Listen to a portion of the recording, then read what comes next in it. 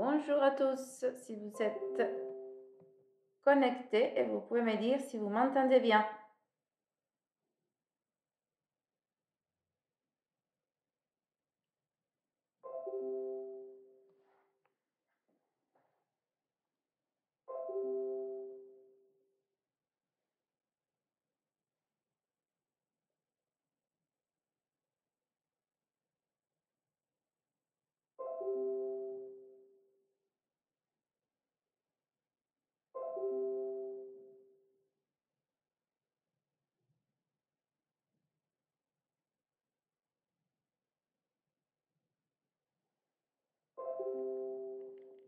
Est-ce que vous m'entendez?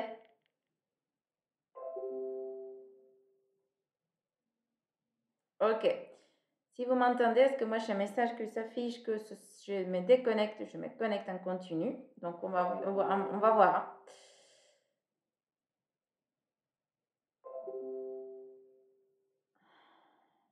J'essaye de arrêter toutes les choses qui arrivent.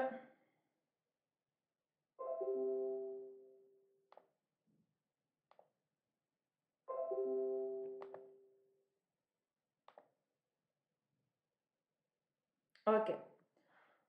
On va espérer que ça se connecte bien parce que voilà, je ne vois pas trop pourquoi cela arrive. Donc aujourd'hui, ce que je voudrais vous partager,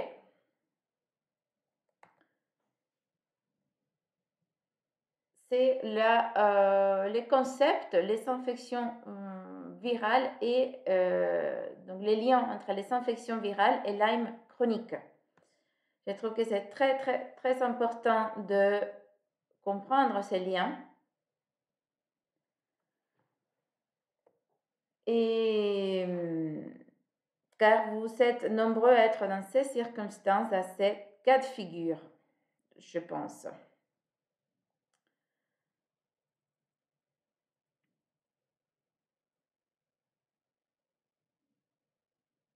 Alors, je vois que il y a toujours la même présentation.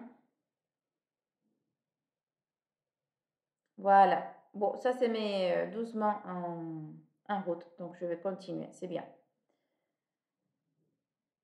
Ok, il y a un petit peu de délai, mais on va faire avec.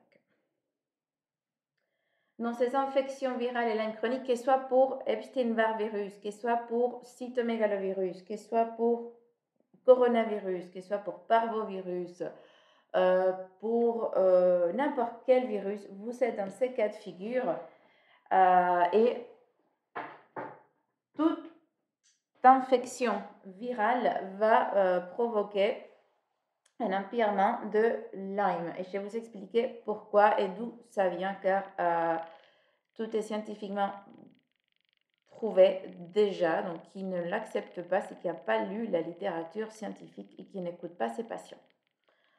Donc, on va commencer par le concept d'inflammagine. L'inflammagine, c'est la contraction de deux mots, inflammation et aging, qui en anglais, ça veut dire prendre de l'âge.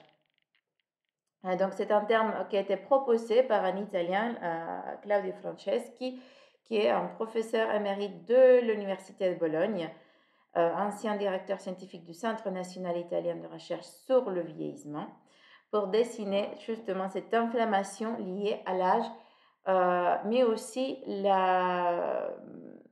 l'inflammation qui cause de la désénescence, de prendre l'âge plus rapidement aussi. D'accord? C'est les deux en même temps. Donc, c'est une réaction normale du système immunitaire à une agression. D'accord? Ça, c'est que ce soit une agression pathologique, pathogénique, je veux dire que c'est une agression pathogénique, un virus, un coronavirus, un parvovirus, un hépatite, un virus de l'hépatite. Vous avez reçu le vaccin d'hépatite B, ce virus reste dans votre corps. Vous avez eu une hépatite A, hépatite C, notamment dans les années 70. Voilà. Mais pas que, hein, n'importe quel virus, Epstein-Barr, cytomégalovirus, voilà, on va voir que cette infection va faire déclencher cette inflammagine. on va aussi avoir un traumatisme. Cette réaction immunitaire peut être causée par un traumatisme, je vais dire, par de brûlures, par des allergies, par des cellules cancéreuses, etc. D'accord, n'importe quel danger et pathogène va déclencher les signaux d'inflammation. Et donc, cette inflammation va se manifester par la réponse inflammatoire que vous connaissez. D'accord? Rougeur, gonflement, sensation de chaleur, douleur, perte de fonction. Il y a 5 signes cardinaux de l'inflammation. Donc, ainsi, les modifications biologiques caractéristiques vont commencer à apparaître, notamment l'augmentation de la protéine C réactive. Donc, c'est différent de l'inflammation physiologique, d'accord? Car cette inflammation, on va dire que c'est une inflammation non résolue. D'accord? Et je veux passer par ces notions-là, même si c'était déjà évoqué dans d'autres présentations. Mais pour ceux qui ne l'ont pas vu, je vous invite à faire référence à la présentation de médiateurs lipidiques où j'en parle. Ça a été déjà fait aussi même la semaine passée. Donc, l'inflammation, c'est un état d'inflammation chronique de bas grade. Donc, le corps n'a pas pu résoudre l'agent pathogène, n'a pas pu résoudre cette infection. Donc, il rentre en inflammation chronique. D'accord? Et ça, on va appeler aussi l'inflammation chronique de bas grade. Mais en cette inflammation chronique de bas grade sont impliqués les intestins, la perméabilité intestinale et le dérèglement de microbiote, c'est-à-dire un taux trop élevé de mauvaises bactéries et un taux trop bas de bonnes bactéries. Notamment, trop élevé le taux de bactéries gram négatives, très peu de bonnes bactéries gram positives. Et donc, ça va augmenter, ça va rester dans le corps pour que l'on prenne de l'âge et pour que on présente des signes chroniques, de maladies chroniques. D'accord? Donc, on va voir lors de ces processus quoi? De médiateurs de l'inflammation en continu. D'accord? Et c'est ce qui se passe avec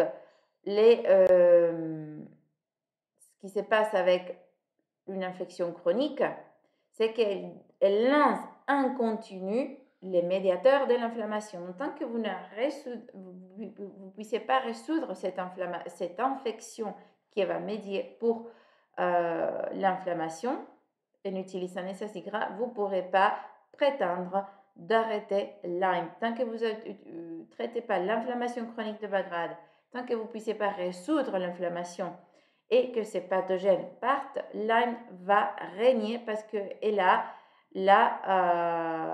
toute la possibilité il est un bon terrain, quoi, d'accord? Normalement, on parle de terrain et Lyme, en ces cas-là, a un terrain super fertile pour prospérer.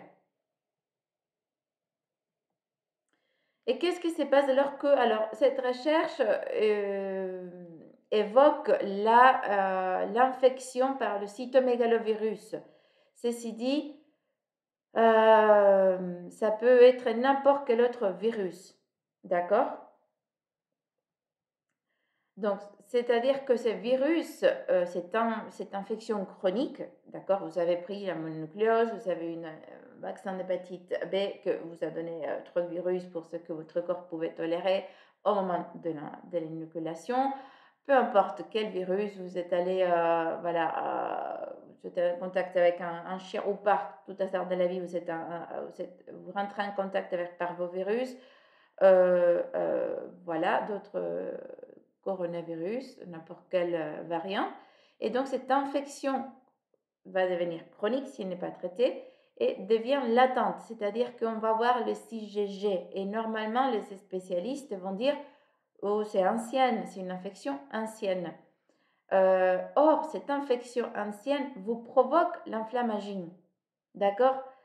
Car c'est une activation à long terme du système immunitaire et au fil du temps. Donc, l'exemple le plus étudié, c'est toujours cette mononucléose, cytomégalo-Epstein-Barr. Pour le coup, aujourd'hui, c'est cytomégalovirus, dont j'ai extrapolé la recherche, mais n'importe quel virus va induire une infection latente à vie.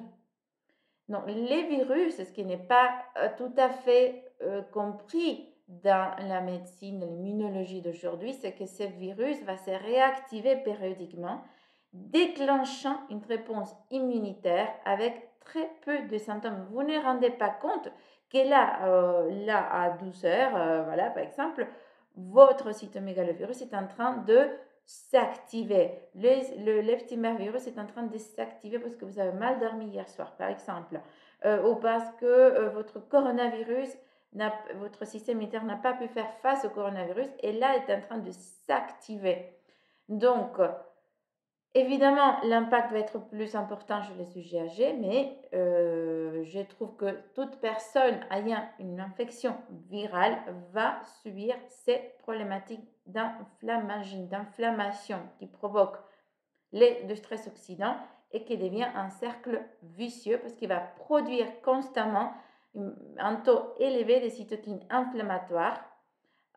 Et c'est ainsi que ces cytokines inflammatoires, on va voir, peuvent dégénérer, peuvent causer énormément de problèmes qui sont liés souvent à vos symptômes de Lyme et que personne ne le met ensemble. Donc, vous finissez en visitant des zoologues, les rhumatologues, les neurologues, les machinologues, les gastroentérologues, peu importe quel ologue pour justifier leur existence parce que le corps est un seul organisme qui communique, d'accord? Les cytokines vont partout dans le corps, hein, ce n'est pas les cytokines qui ont été relargués par la présence virale, qui ne vont pas finir dans le système digestif, qui ne vont pas finir dans vos articulations. Non, l'immunologue n'a pas compris que le corps est un. Les gastroentérologues n'ont pas compris les liens entre l'intestin, le cerveau et les articulations. Donc, vous finissez visitant plein de spécialistes qui finissent par ologue et personne ne vous comprend. Mais je vous dis, les infections virales chroniques sont la raison de pourquoi vous êtes là aujourd'hui. Ceci dit, ça peut être transpolé. Aujourd'hui, j'ai choisi de parler d'Epstein-Barr, de mononucléose, de cytomégalovirus, n'importe quel virus. Ça peut être transpolé pour n'importe quelle autre infection pathogénique. D'accord? C'est les mêmes. Les infections, la production de cytokines et la réautocontamination. Ceci dit, les nombres, et vous aurez pu peut-être les constater lors que vous faites des analyses sanguines. Vous voyez un jour votre taux d'IgG pour Epstein-Barr virus est plus élevé que le lendemain ou qu'il y en a en arrière et ça va être en lien avec vos symptômes de Lyme. Les IgG, les IgM peuvent s'altérer. Il y a même des hypothèses, je n'ai pas pu trouver par manque de temps, les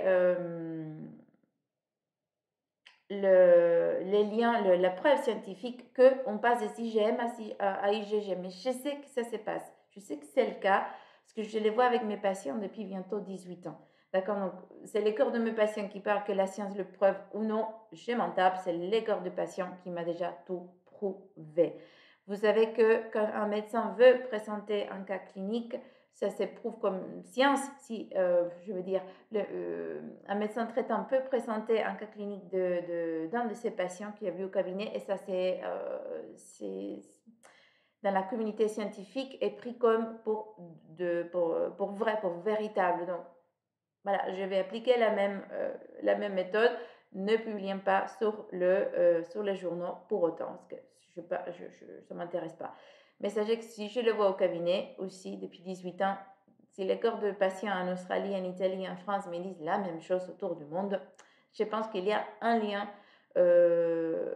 immunologique qui est très intéressant et pas du tout mis à la portée de tout le monde parce que ça pourrait provoquer un gros bouleversement de la notion d'immunologie qu'on a aujourd'hui. Je vous le répète, Lyme n'est pas reconnu parce qu'elle va bouleverser toutes les notions d'immunologie qu'on a, les fausses notions, les partiellement vraies, mais aussi les partiellement fausses.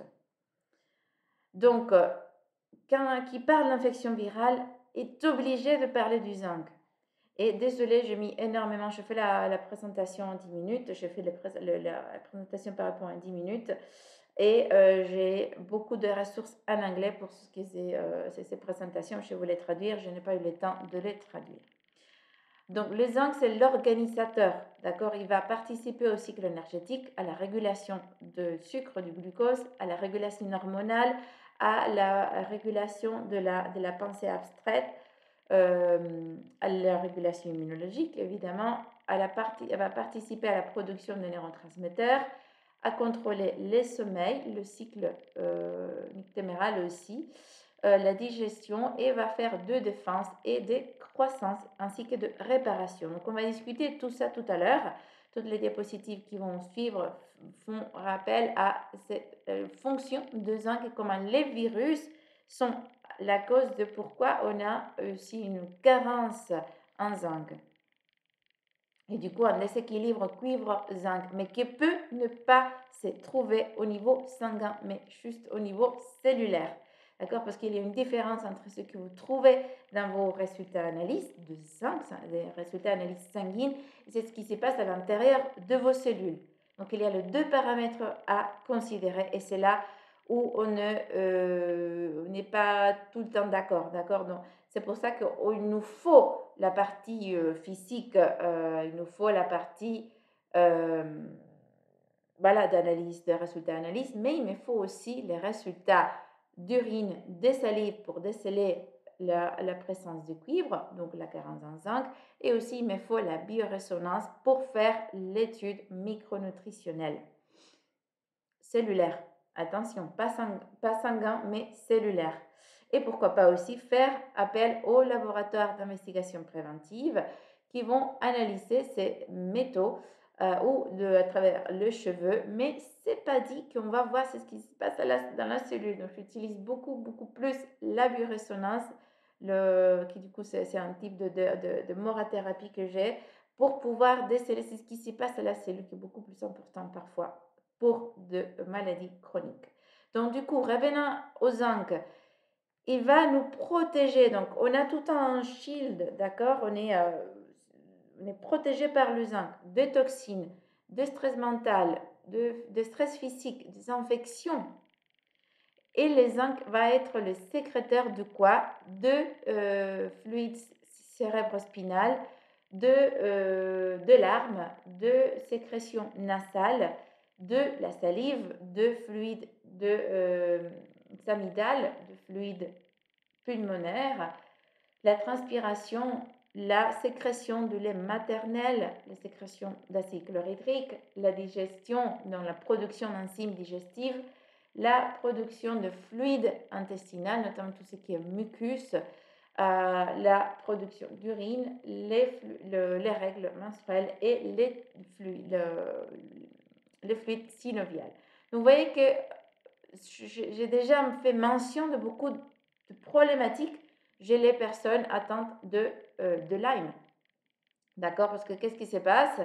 Les personnes qui ont Lyme ont souvent ces problématiques. Je vais revenir à la diapositive précédente. Ont quoi? Ont problématique digestive, ont problématique des règles, ont même production chez certaines femmes d'adénomiose, d'endométriose. Et je vais vous expliquer pourquoi. Problématique digestive, donc je vous ai dit, problématique aussi de brain fog, de la tête embrumée. On va voir tout ça et ça c'est lié à l'infection virale. Alors vous ne sortez pas de cette présentation en disant je vais me soigner avec du zinc parce qu'il y a beaucoup plus de paramètres à analyser. Ne faites pas l'autothérapie, l'autoprescription et l'auto-guérison. D'accord? Si je mets mon temps à vous présenter, c'est pour que vous voyez la complexité, pour que vous ne jouez pas à tout vouloir connaître, savoir après une demi-heure de présentation. Parce que je bac plus 8, plus 18 ans d'expérience clinique, donc voilà. Donc, donc les rôles du zinc va être quoi aussi? Va faire partie de la structure de métallothionine, c'est-à-dire qu'on va la trouver, cette métallothionine, au niveau cérébral, au niveau hépatique, au niveau de l'intestin en grêle, au niveau de l'estomac, au niveau de la peau. Donc, les infections virales chroniques vont empirer la maladie de Lyme, mais vont aussi provoquer quoi? Problématiques cérébrales, digestives, de la peau. Comme par hasard, ne sera-t-il le cas que ces souches de Lyme profitent de cette carence en zinc pour aller là dans les tissus vers les tissus qui sont carencés de métallothénine et vont là-bas développer et manifester leur présence.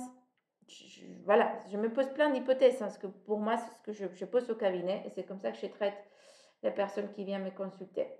Qu'est-ce qui se passe lors d'une attaque virale? Peu importe les virus, on s'en fout quel type de virus, la réponse est toujours pareille. On est attaqué par un virus et les zinc va être appelé. Pourquoi? Donc ici, c'est notre organisme, un rond. Les virus sont ceux-ci qui veulent s'accrocher et dire à notre noyau de le répliquer. Et là, le zinc apparaît, explose tout et les virus s'en vont, normalement. Or, ça peut passer, ça peut être le cas dans 2-3 jours, dès lors que l'infection devient chronique, parce que les zinc n'a pas suffi. Il vous manque, vous étiez sous stress oxydant, vous avez des xénobiotiques, des perturbateurs endocriniens, vous mangez une nourriture industrielle, plein de choses qui vont faire que les zinc soient aussi appelés à faire d'autres choses, parce que les zinc n'est pas que pour les virus. Il y a au moins 200 fonctions corporelles. Donc, il y a d'autres choses à foutre que vous protéger d'un virus ou des virus. Donc, du coup, après, vous avez déjà ces virus. Après, vous chopez Lyme. Et du coup, il dit, attends, j'ai détoxifié, j'ai aidé que tu ne perds pas les cheveux parce que tu as une hypothyroïdie. J'ai aussi aidé à digérer, à produire ton acide chlorhydrique, à te défendre du virus. Et maintenant, du Lyme. Et puis, je dois sécréter l'acide chlorhydrique, je dois aussi sécréter les larmes parce que tu dors pas, donc tu as un stress et du coup tu dors pas parce que je suis aussi carencée. Je ne suis pas omniprésent et dit, je pète un plomb, débrouille-toi avec ton infection. En gros, ce qui se passe, surtout qu'avec l'alimentation d'aujourd'hui, vous n'avez pas l'apport en zinc nécessaire pour dire, voilà, je compense avec un apport nutritionnel. Vous ne l'avez pas. Donc, il n'y a pas cet apport pour dire, bon, ok, je ne suis pas omniprésent, mais bon, je veux peut-être mettre la sécrétion d'acide chlorhydrique de côté et je me concentrer pour l'infection virale. D'accord? Après, va choisir ça, l'aspect le plus important dont il doit traiter. Donc, revenons à ça. Dès lors qu'on a trop de zinc, donc le zinc est occupé là, après, ces 3 virus ont été empêchés de rentrer dans l'organisme, mais il y a d'autres. Donc, vous rencontrez 2-3 jours plus tard, 1 an plus tard, et vous étiez carencé en zinc. À ce moment-là, votre carence en zinc s'avère et ce n'est pas au niveau plasmatique que vous allez l'avoir, ce n'est pas au niveau sanguin que vous risquez de l'avoir, étant donné aussi que la fourchette de zinc est très très large. Et du coup, cette carence en zinc va provoquer une augmentation des cuivres. Les métaux fonctionnent en balance, souvent, d'accord? Plus vous avez d'amalgame dentaire, de mercure, plus vous mangez des poissons pollués au mercure, plus vous allez avoir une baisse en zinc, parce que le zinc va être là pour contrebalancer les amalgames, les poissons que vous venez de manger. En plus, il doit aussi s'occuper de votre virus.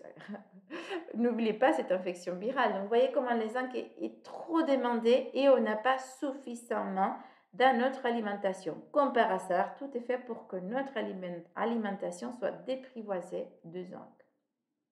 Donc, qu'est-ce qui se passe? La balance cuivre-zinc, bon, ça c'est équilibré. Donc, du coup, vous ne voyez plus les zinc et les cuivres très, très, très élevés. Ce qui va nourrir vos infections virales. Voilà, je vais arriver à ça, mais attendez un petit moment. Donc, de lors que votre zinc cellulaire, je parle du zinc cellulaire, pas du zinc plasmatique aujourd'hui. Attention, la différence. Donc, dès que ce zinc cellulaire est à bon niveau, les virus restent dehors et on est content. Dès que les taux cellulaires de zinc est bas, on a des problèmes. Houston, we've got a problem. Donc, parce que le zinc n'est pas là, et les cuivres montent. Et les cuivres montent avec quoi? L'excès estrogénique qui va tirer, l'angiogénèse, la métaplasie, les infections à répétition, la chute de cheveux, l'hypothyroïdie, les problèmes digestifs, etc. On va voir tout ça. Les douleurs musculo-articulaires, bien entendu, et l'oxydation, parce que le cuivre adore créer l'incendie dans votre corps. les zinc lui éteint et le cuivre le rallume. Les zinc aussi on dit que notre double hélice d'ADN contient de zinc fingers. Donc vous voyez que les acides aminés sont unis par molécules de zinc. Donc des perturbations d'ADN seront à l'ordre du jour dès lors qu'il y a une perte de zinc provoquée par une infection virale, mais pas que. D'accord, je vous ai dit, aujourd'hui, cette présentation fait appel aux infections virales, mais peu importe qui est là à enlever le zinc. D'accord, la même chose arrive si vous avez des plombages qui fuient trop de mercure, si vous mangez des poissons trop riches en mercure, si vous avez trop de cuivre, qu'après le zinc est appelé à contrebalancer cette balance très très très déséquilibrée. Voilà. Donc, je vous rappelle que pour maintenir notre ADN intact, il nous faut de bons taux de zinc. Le zinc va aussi aider au niveau du foie à créer l'énergie. D'accord? Donc, vous voyez que la conversion de lactate, donc dans les muscles, on va faire du lactate. D'accord? Le glucose devient lactate. Lactate, ça devrait vous rappeler quelque chose. Aussi, production d'acide lactique. Donc, douleur musculaire. Parce que cette lactate ne peut pas être nettoyée par la présence du zinc et retourner à être pyruvate. Donc voilà aussi pourquoi les douleurs musculaires sont présentes dès lors qu'on a eu aussi des infections virales. Ce cycle ne peut pas parvenir correctement, comme le glucose ne peut pas aussi devenir lactate, donc le muscle a moins d'énergie, ou soit ce lactate ne peut pas être nettoyé et revenir au pyruvate, et donc aussi toutes ces douleurs musculaires. D'accord? J'espère que vous commencez à comprendre les liens. Les malades de Lyme ou avec des infections chroniques virales, qu'est-ce qu'ils vont avoir? Qu'est-ce qu'ils sont souvent? J'essaie de bouger mon caméra, mais ça ne passe pas. Qu'est-ce qu'ils sont? Ils sont une intolérance à l'alcool. Ils ne peuvent pas tolérer l'alcool parce qu'ils manquent du zinc.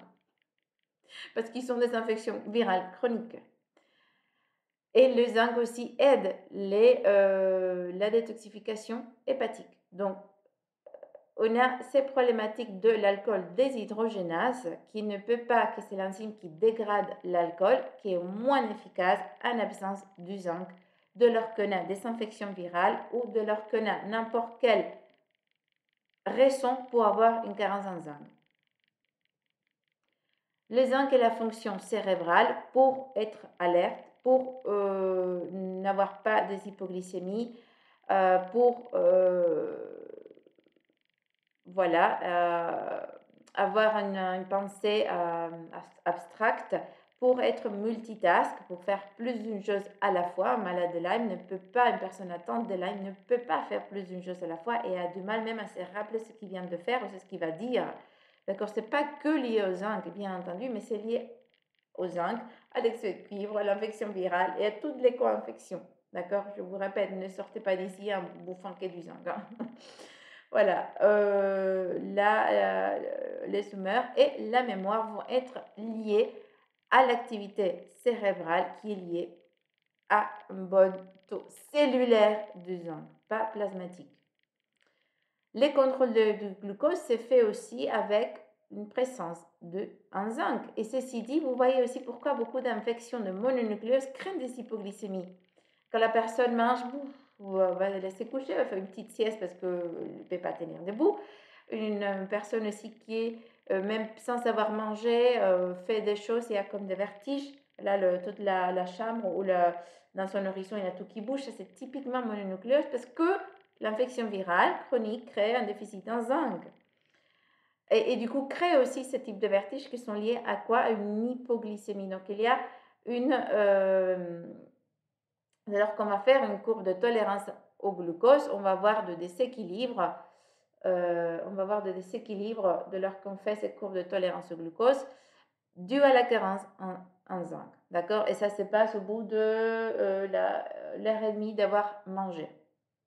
Et du coup, la personne va venir quoi? Va venir me consulter pour de l'hypoglycémie transitoire, ou souvent il est à la salle d'attente, ou lorsqu'il est en séance, il va manger quelques amandes. Pour ceux qui sont conscients, pour ceux qui sont encore dans un état d'inconscience, vont manger des bonbons. Donc, ce qui ne va pas arranger la chose, parce que le sucre va enlever le zinc aussi du corps, le peu qui reste, ou le peu qui arrive. Et je vous rappelle aussi que cette problématique des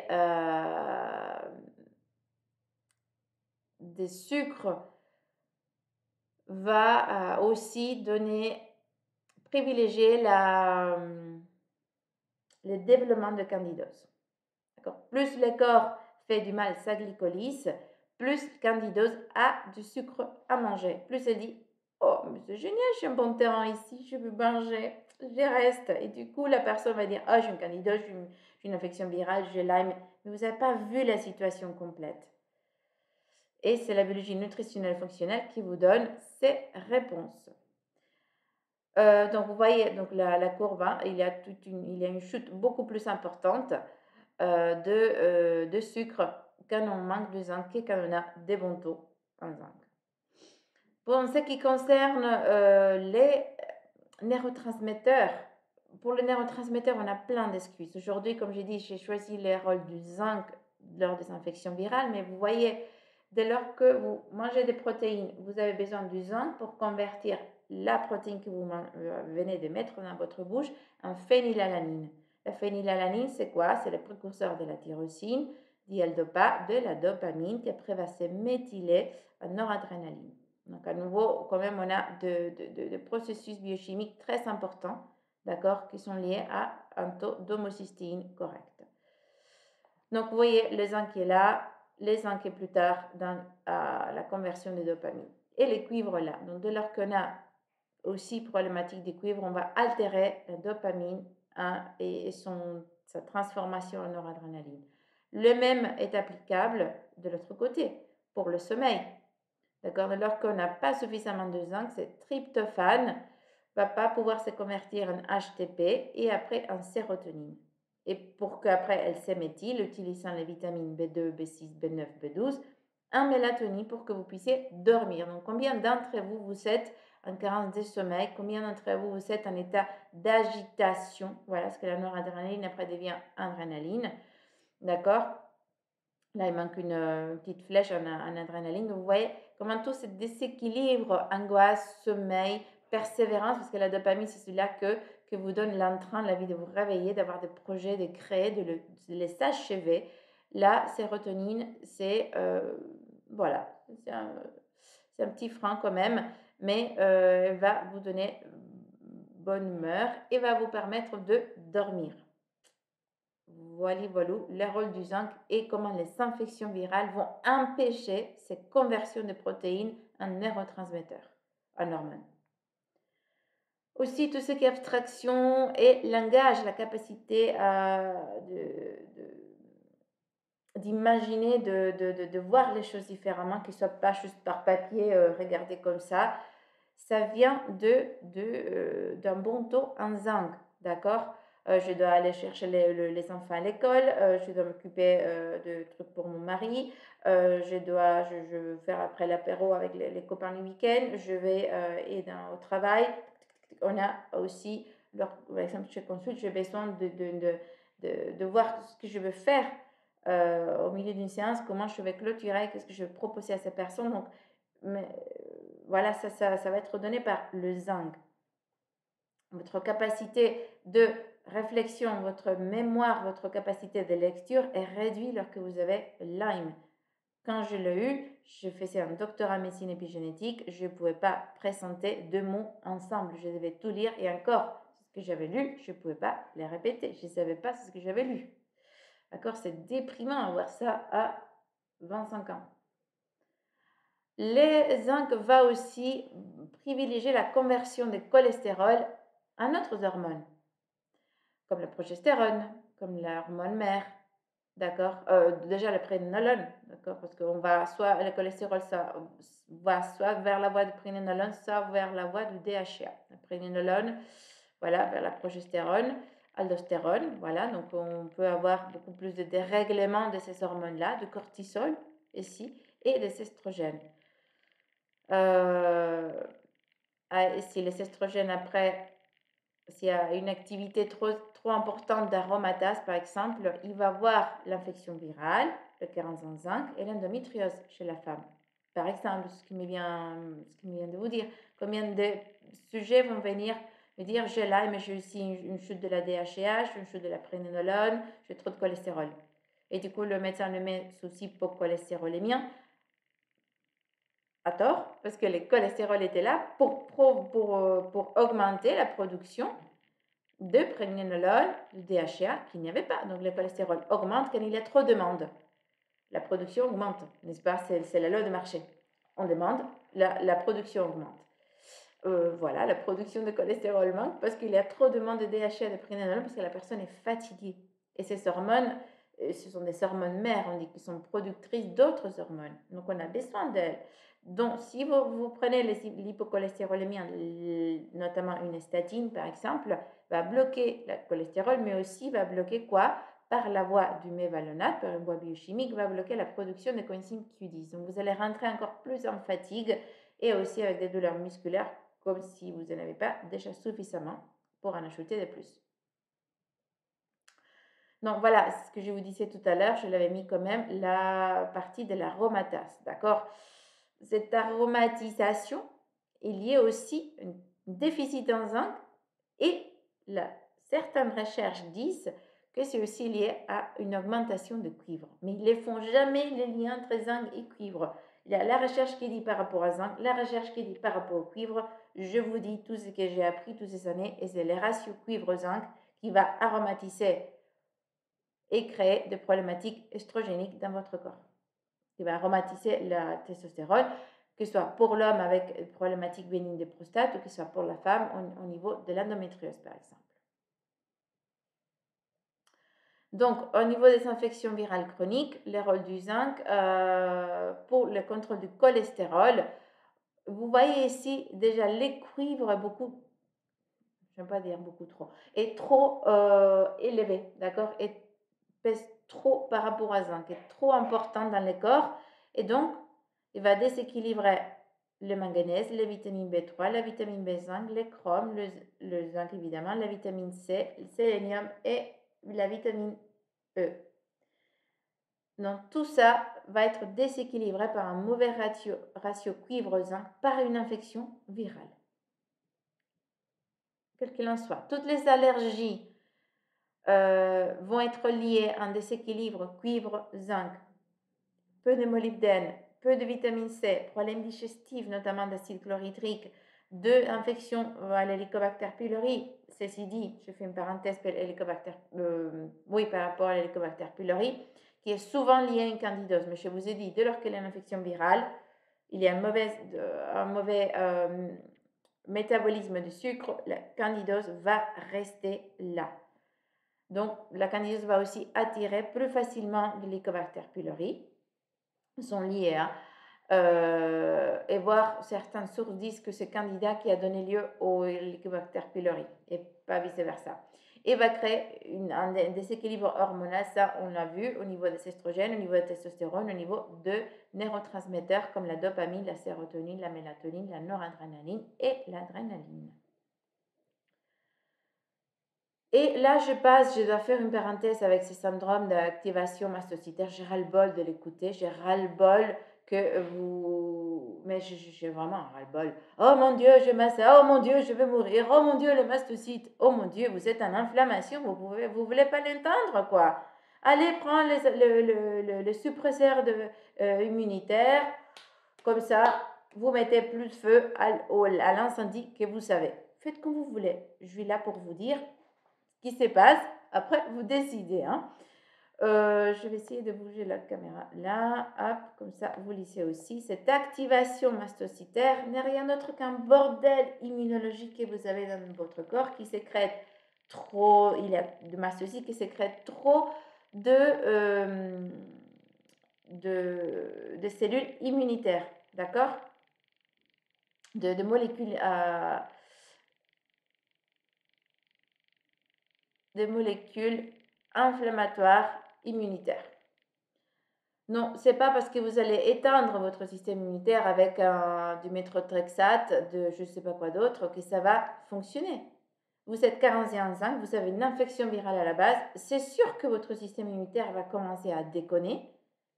Et ça peut le faire à travers les mastocytes, mais ça peut le faire aussi à travers une mauvaise conversion de macrophages. Je vais vous le montrer. Donc, c'est problématique allergique. D'accord? Donc, tout le monde en parle, c'est très à la mode. Mais ce n'est pas parce que c'est à la mode que c'est la vérité ou c'est ce qu'ils vous disent la cause. Donc, oui, ces mastocytes vont créer des dommages cellulaires. Oui, c'est grave parce que vous pouvez finir en anaphylaxie, évidemment. Mais ce n'est pas en atteignant votre système immunitaire que vous allez résoudre la problématique. C'est aberrant de prendre quelque chose pour éteindre le système immunitaire, d'ailleurs. Donc, je vous ai mis toute une description de ce qui sont les mastocytes, voilà, comment ça affecte les réactions allergiques, etc. Et c'est vraiment ces médiateurs inflammatoires qui sont complètement déréglés. Ils sécrètent trop d'une quantité excessive. C'est ce qui fait ces réactions fameuses MASA dont je n'ai ras-le-bol d'entendre. Parce que de toute façon, vous voyez que toute réaction histaminique devrait normalement, avec du zinc, avec un bon taux de cuivre, avec un bon taux de manganèse, donc des antioxydants aussi, finir dans les urines. Donc si ça ne finit pas, c'est que vous n'avez ni B6, ni zinc, ni cuivre, ni manganèse, que vous n'avez pas non plus une bonne méthylation et que vous avez aussi une mauvaise flore bactérienne, notamment parce qu'il y a aussi toute l'histamine va se dégrader au niveau de côlon descendant. Donc entre la mauvaise flore bactérienne, la carence en zinc, le déséquilibre cuivre-zinc, c'est mieux dit, la problématique d'homocystéine qui est reliée avec le S-adénosylméthionine, vous avez une réaction mastocytaire ou trop d'histamine. Peu importe comment votre corps va manifester ces problématiques-là, la cause est cela que je viens de vous dire. Si vous voulez continuer à prendre des immunosuppresseurs, allez-y, hein. Je vous ai montré ce qui se passe. Donc, normalement, ce qui se passe, donc on a les infections, on a les lésions, on a la barrière intestinale perméable, on mange mal et on est stressé. Donc, toutes les cellules présentes dans les tissus, les mastocytes, les macrophages, les cellules dendritiques, vont relâcher l'histamine et vont faire quoi? Vont faire appel aux neutrophiles et aux macrophages des cellules immunitaires qui sont liées à l'immunité innée. Parfois, ils vont aussi aller vers la production directe des cytokines. Ils ne vont pas passer par l'histamine, mais vont produire des cytokines pro-inflammatoires, interleukine 6, interleukine 1 bêta et les TNF-alpha, induits aussi par NF-κB, le facteur Dark Vador de cette histoire, et de médiateurs pro-inflammatoires, d'accord, le prostaglandine, les thromboxane, etc. Et on doit arrêter toute cette production. Vous êtes là, les personnes qui ont une maladie de Lyme restent là pendant des années. Plus on a d'histamine, plus on va avoir le nez qui coule, des problématiques d'églaire, des problématiques de mucus, des glaires derrière la gorge, au niveau du sinus, peu importe. De problématiques aussi de douleurs. Plus on a des cytokines, plus on va avoir des douleurs aussi, mais peu importe tous, ce sont tous des processus pro-inflammatoires, pro-oxydants, pro-glyquants. D'accord? D'abord, on fait la rouille, d'abord on rouille, et après on caramélise. Après, on devient une crème brûlée. Donc, c'est pas bon.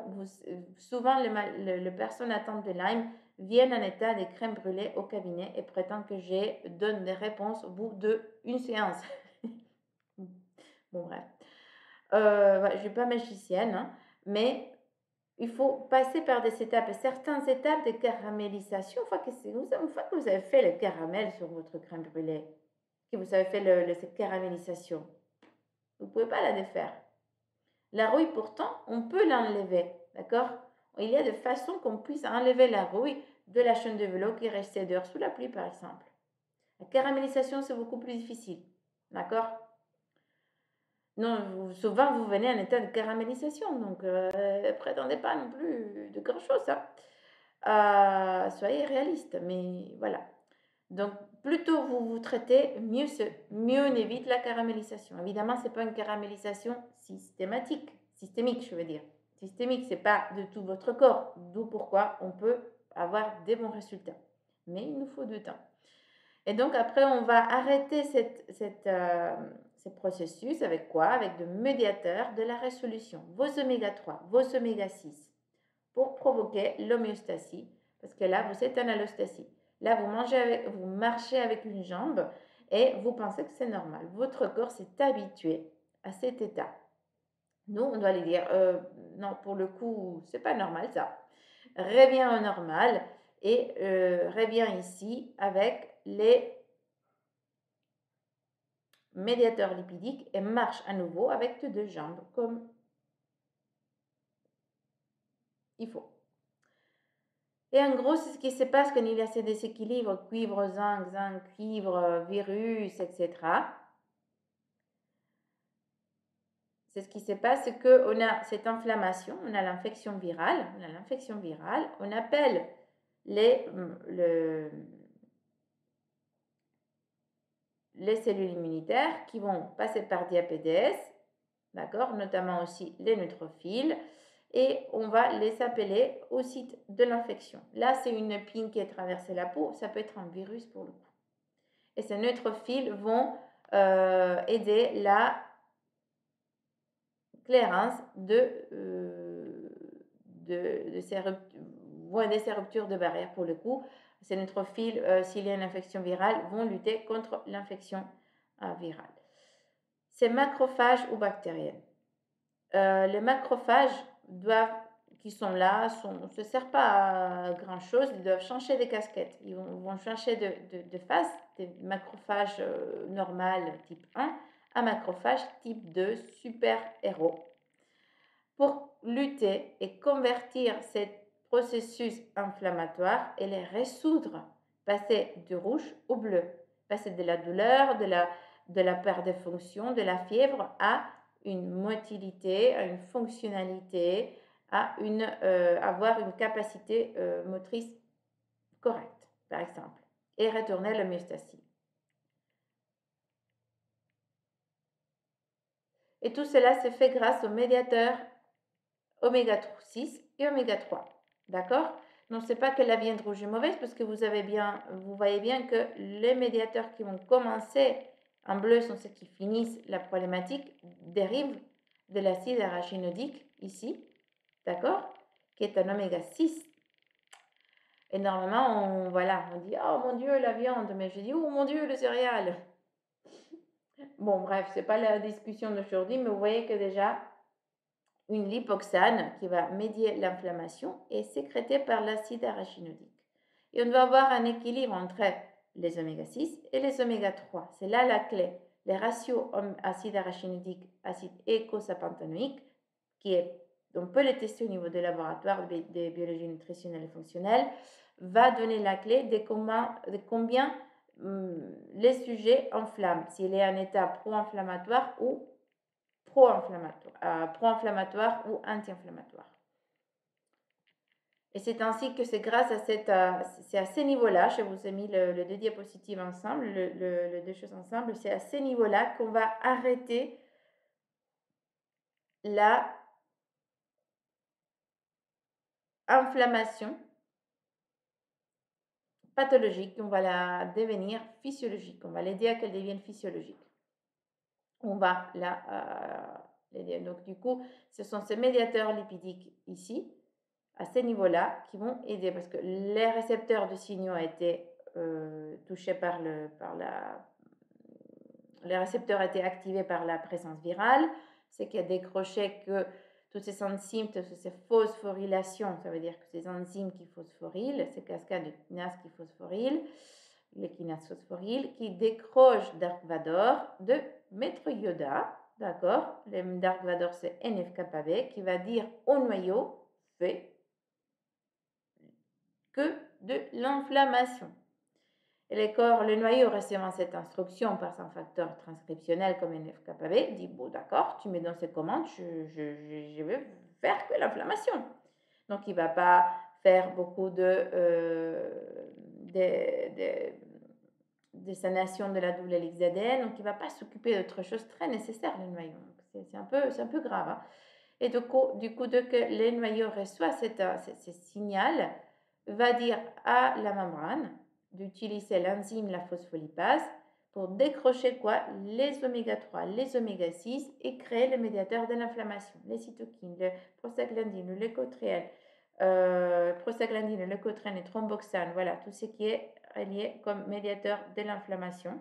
Mais aussi, si tout marche bien, ce signal va donner lieu aux résolvines, aux protectines, aux marécines, aux lipoxines, et comme le nom dit, les résolvines vont résoudre cette problématique de douleur créée par aussi cette infection virale.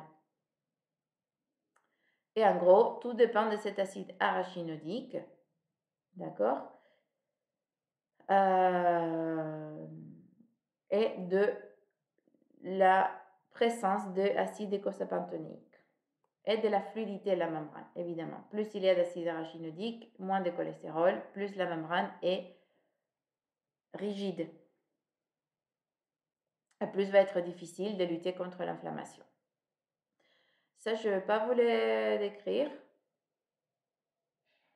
Juste là, c'est que quand vous avez une inflammation quelconque, normalement, ils vont vous donner des anti-inflammatoires stéroïdiens ou des anti-inflammatoires non stéroïdiens, IS ou INS respectivement. Or, les INS ne sont pas très sensibles, du coup, les INS vont bloquer la cyclooxygénase 2, que c'est là qui NF-kappa B dit au noyau de produire plus, une fois que les acides gras sont décrochés de la membrane phospholipidique.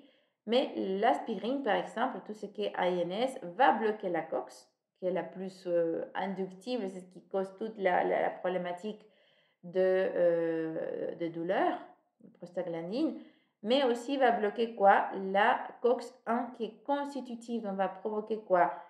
Une perturbation de la muqueuse digestive, donnant lieu aussi que les Helicobacter pylori se reproduisent beaucoup plus, à qu'il y ait des ulcères stomacales, va aussi provoquer une problématique de la régulation de la fonction rénale et de la fonction plaquettaire. C'est pour ça que quand on prend certains INS, on dit attention à la fluidité sanguine car elle va être trop stimulée. La fonction plaquettaire va devenir moindre dès lors qu'on prend des INS. Et du coup, cette inflammation physiologique, donc vous avez rencontré ces virus, vous avez fait appel au zinc, normalement, on doit finir avec cette infection virale, d'accord, en appelant les neutrophiles, appelant les médiateurs lipidiques, faisant un changement de classe de macrophages normaux à macrophages super-héros type 2, pour que l'inflammation soit localisée, aiguë, adaptée et qu'elle soit protectrice. On a besoin d'inflammation pour éliminer les pathogènes. Or, les personnes qui sont sujettes qui ont la maladie de Lyme ou qui ont la mononucléose, le petit virus, le parvovirus, peu importe quel virus, le coronavirus, restent souvent dans cet état-là.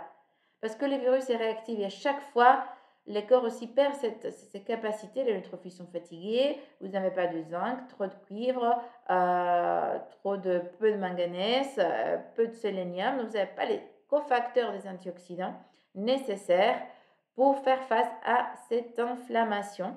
Et du coup, vous avez des lésions tissulaires, une résolution insuffisante donnant lieu à une inflammation inadaptée, chronique, agressive et malheureusement générale. Et donc, du coup, c'est ce que je vous donne certains rapports de nos oméga 6, oméga 3 dans notre organisme.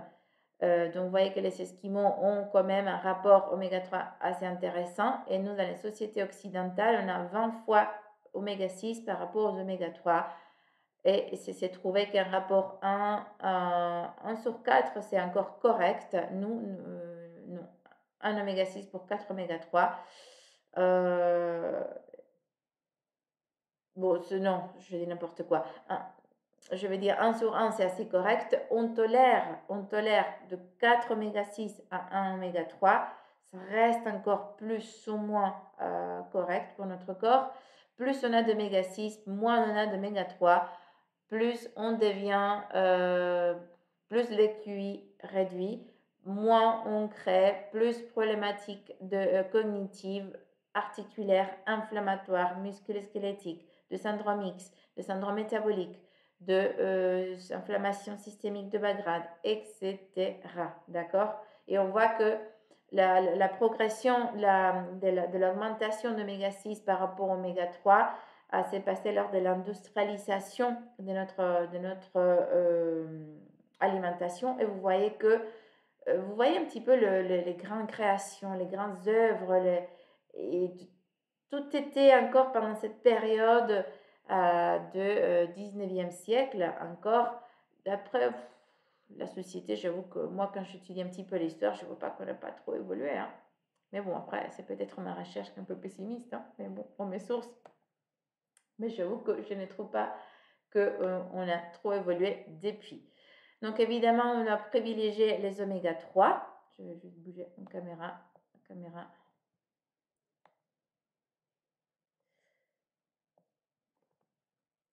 Je vais l'éteindre parce que... Hop. Voilà.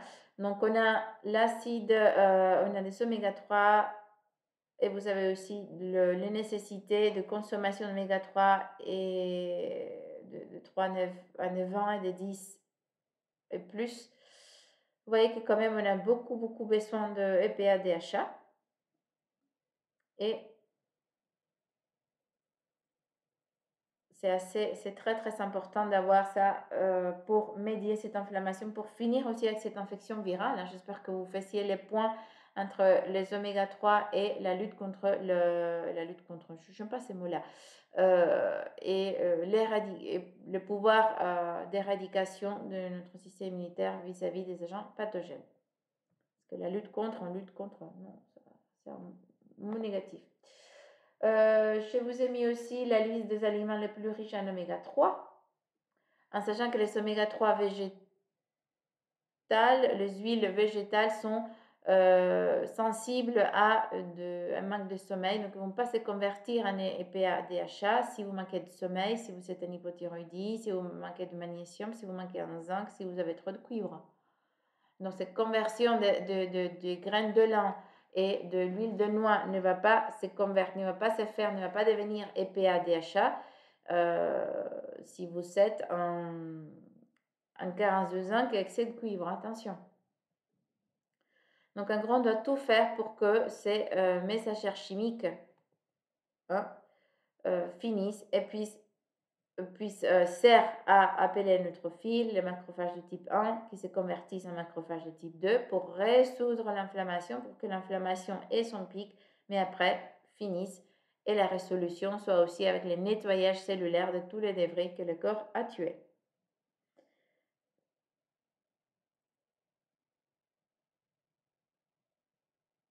Voilà, s'il n'y a pas cette conversion de classe, d'accord, on a les macrophages lambda, celui-ci va produire des radicaux libres, va produire des molécules pro-inflammatoires comme le TNF-alpha, l'interleukine 6, l'interleukine 1 bêta. Et on doit faire que ce soit l'opposé en sécrétant des cytokines anti-inflammatoires. Et voilà comment on va aider avec le CSPM, le Specialized Pro-Resolving Mediators, qui sont les dérivés des oméga 3. Attention, c'est pour ça que j'insiste autant avec les oméga 3. Retournons à ce rôle de zinc dans la ostéoarthrite, parce que je fais la parenthèse là tout à l'heure par rapport aux réactions histaminiques, syndrome Massa, etc. Mais vous pouvez voir que qui est quand même, c'est applicable pour beaucoup de choses, les notions que je viens de vous donner. Donc, on a les nutriments importants pour l'ostéoarthrite et ça va devenir quoi? Un équilibre de ratio cuivre-zinc. Vous n'avez pas ces ratios cuivre-zinc, vous allez développer une ostéoarthrite beaucoup plus importante et vous allez aussi développer quoi? Une problématique d'arthrite rhumatoïde beaucoup plus importante. C'est la diapositive qui suit. D'accord? Vous voyez, arthrite rhumatoïde, cuivre-zinc, rapport cuivre-zinc, rapport cuivre-zinc, rapport cuivre-zinc. Je ne peux pas vous le dire de plus.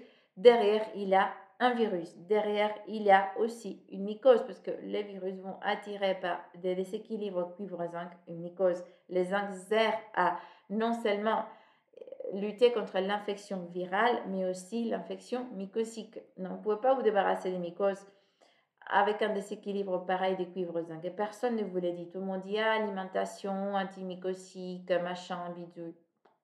Oui, oui, mais ça l'a dit tout le monde. Et tout le monde a une infection.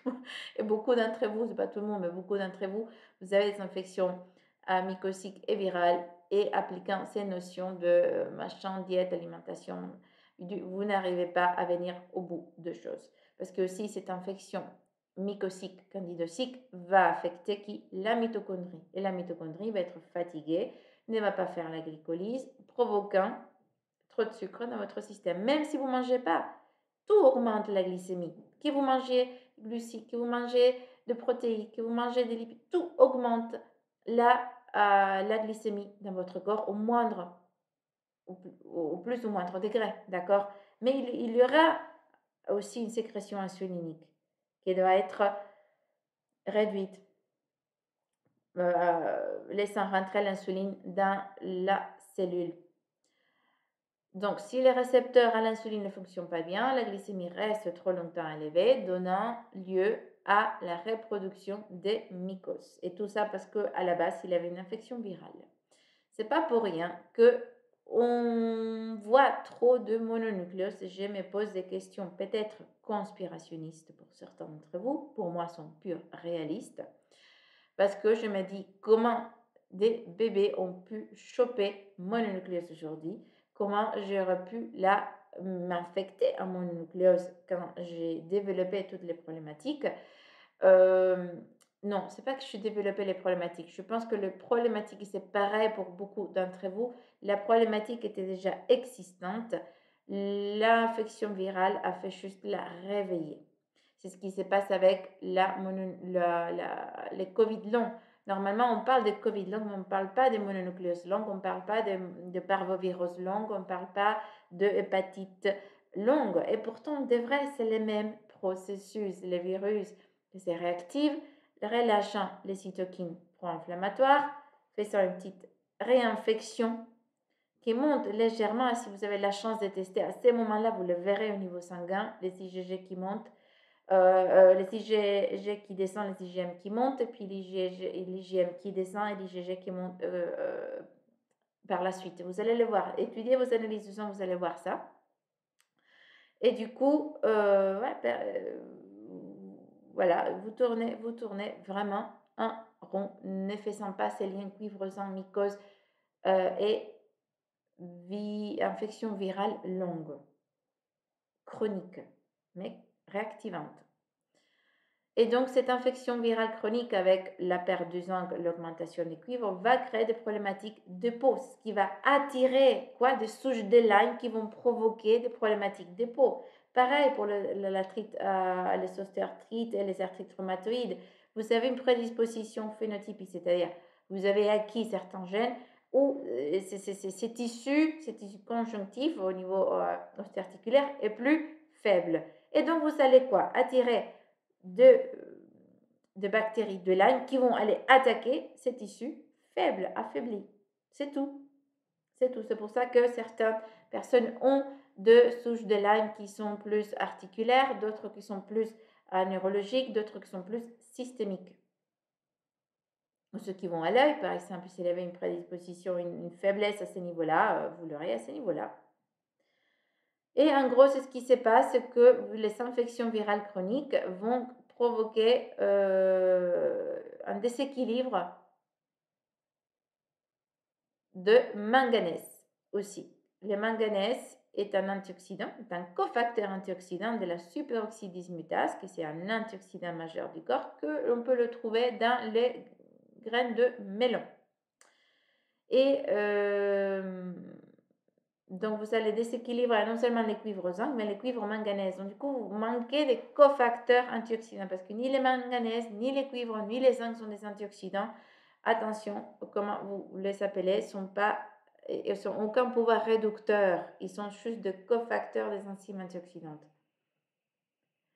Et donc, je vous ai mis une autre diapositive là où vous voyez les stress oxydants, les métaux, d'accord, cuivre, fer, qui sont très, très, très, très oxydants.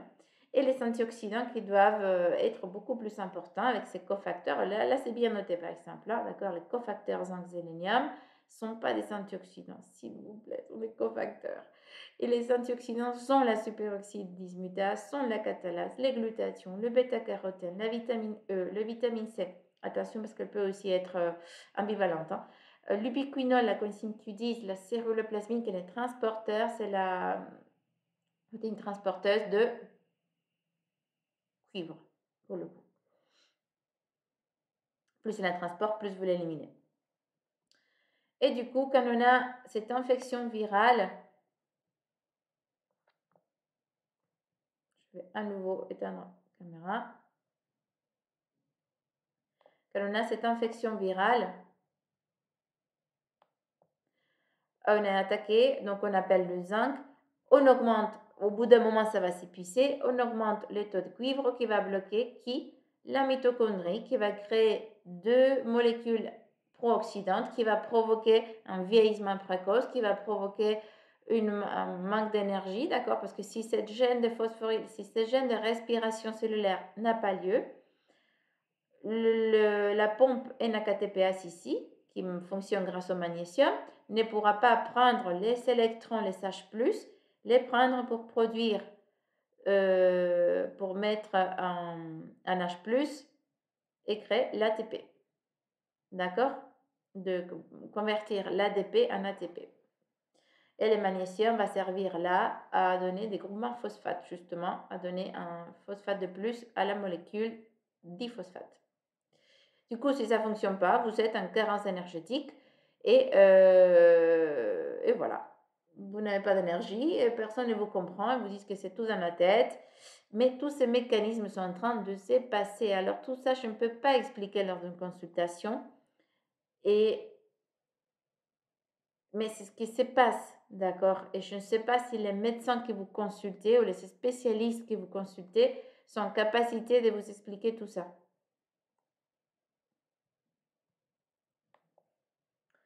Donc, les infections chroniques vont dépendre du zinc, de ratio zinc, cuivre, zinc. Parce que vous voyez, le cuivre va bloquer la production de la conversion de protéines en lysine, en carnitine. La carnitine est le minibus qui va laisser les acides gras, comme par hasard, oméga 6, oméga 3, rentrer dans la mitochondrie pour leur oxydation. Les acides gras ne peuvent pas rentrer dans la mitochondrie tout seuls. Ils sont en incapacité de rentrer s'ils ne montent pas au minibus de la carnitine, un acide aminé. Donc, s'il n'y a pas de carnitine parce qu'il y a trop de cuivre et très peu de zinc, eh bien, vous oxydez pas vos acides gras.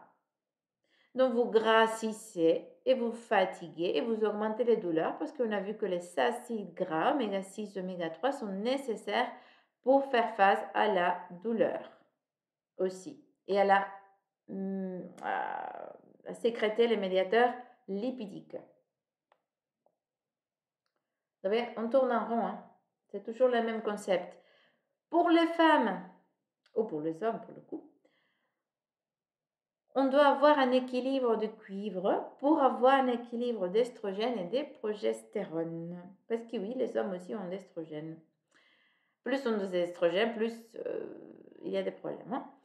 Donc, pour les femmes, cet équilibre estrogène-progestéronique est fondamental pour éviter quoi? Les ovaires polykystiques, mais surtout l'endométriose. Surtout l'endométriose, dont on fait souvent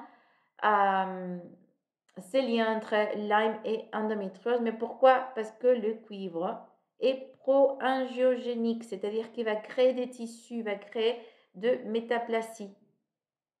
Voilà, des excroissances d'endomètre partout dans le corps de la femme. Grosso modo, c'est ça. Et cet équilibre de cuivre va se faire grâce au zinc et au magnésium. Et comme par hasard, sont ces deux éléments qui vont maintenir équilibré aussi les estrogènes et la progestérone. Parce qu'autrement, c'est ce qui se passe quand le cuivre est dominant. Il y a un syndrome de dominance estrogénique avec une possible aromatisation. D'accord? Pour les hommes, l'aromatisation va provoquer l'inflammation de la prostate, plus Lyme, génial. Et chez la femme, cette aromatisation peut aussi provoquer l'endométriose et tout autre dérèglement hormonal aussi.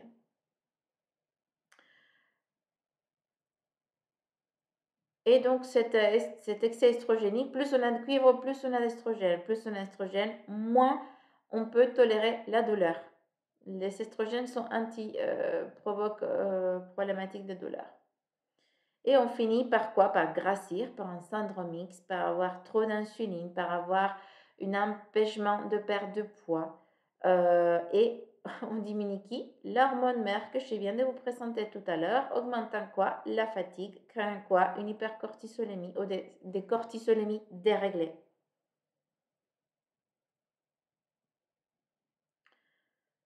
Je vous rappelle que le cuivre va aussi bloquer la conversion le zinc, la B1 qui est nécessaire pour que les protéines se convertissent en sérotonine.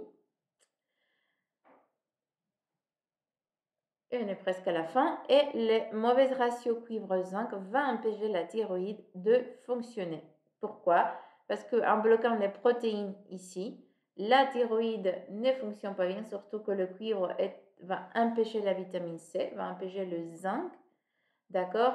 Et dès lors qu'il y a trop peu de zinc aussi, on peut provoquer de faire appel au sélénium. Mais bon, c'est pas dans ces diagrammes.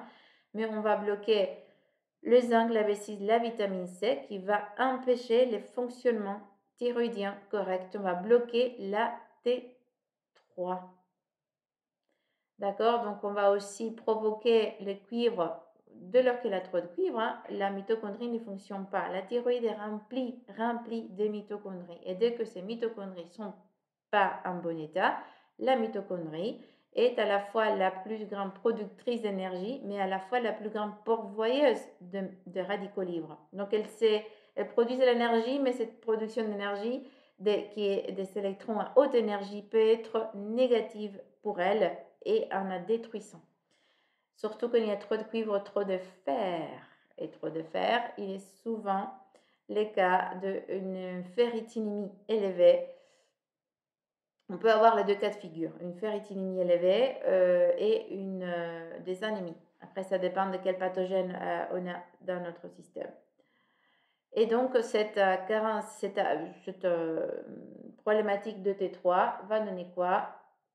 Problématique de thyroïde, plus de fatigue, moindre concentration abstracte, problématique de frilosité, de prise de poids, de circulation, à tout ce qui est lié à la thyroïde.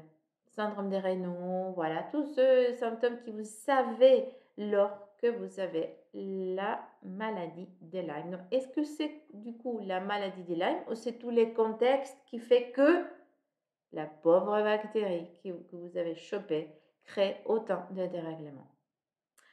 Avec ça, j'ai fini avec la dernière diapositive pour vous rappeler de l'excès en cuivre qui va provoquer des problèmes digestifs, des problématiques de peau, de cheveux, des allergies, ces fameuses massas, ces fameuses histamines. Arrêtez, c'est le cuivre, c'est les ratios cuivre-zinc, c'est votre système immunitaire.